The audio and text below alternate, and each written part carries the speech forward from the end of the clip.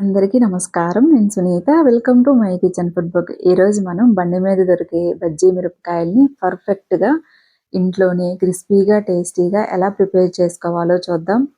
Taste చాలా బావుంటుంది. ఎన్ని తిన్నా కూడా ఇంకా తినాలనిపిస్తూనే ఉంటుంది. సరే, ముందుగా మిరపకాయలు తీసుకొని శుభ్రం చేసుకొని కొంచెం మధ్యలోకి ఘాటు పెట్టుకోండి. నైఫ్‌తో ఈ విధంగా ఘాటు పెట్టుకొని లోపలున్న విత్తనాలన్నీ తీసేయాలి. ఈ విధంగా చేత్తోటి చక్కగా లోపలున్న విత్తనాలు మొత్తం తీసేయండి. చూడండి, ఇలా ప్రిపేర్ చేసుకొని పక్కన పెట్టుకోవాలి.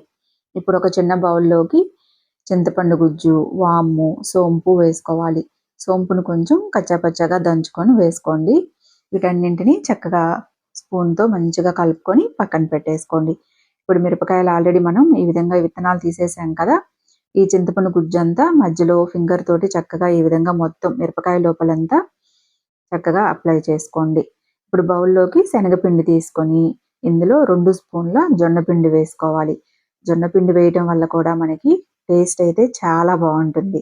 టేస్ట్‌కి తగినట్లుగా ఉప్పు, కొంచెం కారం కలర్ కోసం.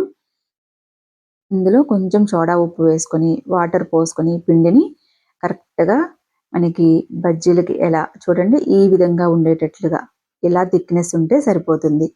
ఇప్పుడు ఆయిల్ కాగిన తర్వాత మిరపకాయల్ని మీ ఫింగర్స్ తోటి మధ్యలో అలా పట్టుకొని బయట వైపు మాత్రమే పిండి ఉండేటట్లుగా తీసుకొని ఆయిల్‌లో వదిలిపెట్టండి.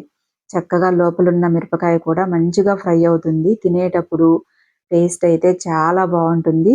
చింతపండు గుజ్జు, సోంపు, వాము ఈ ఫ్లేవర్స్ అన్నీ తెలుస్తూ చాలా టేస్టీగా ఉంటుంది. చూడండి, ఈ విధంగా మంచి కలర్ వచ్చిన తర్వాత తీసేసుకోవటమే. బజ్జీలు వేసేటప్పుడు కరెక్ట్‌గా మీరు బజ్జీ మధ్యలో ఎక్కడైతే ఘాటు పెట్టుకున్నారో అక్కడ మీ ఫింగర్స్‌తో పట్టుకొని పిండిలో డిప్ చేసి ఆయిల్‌లో వదిలిపెట్టండి. చక్కగా మీకు ఇలా వస్తాయి. క్రిస్పీగా చాలా బావుంటాయి. ట్రై చేసి చూడండి.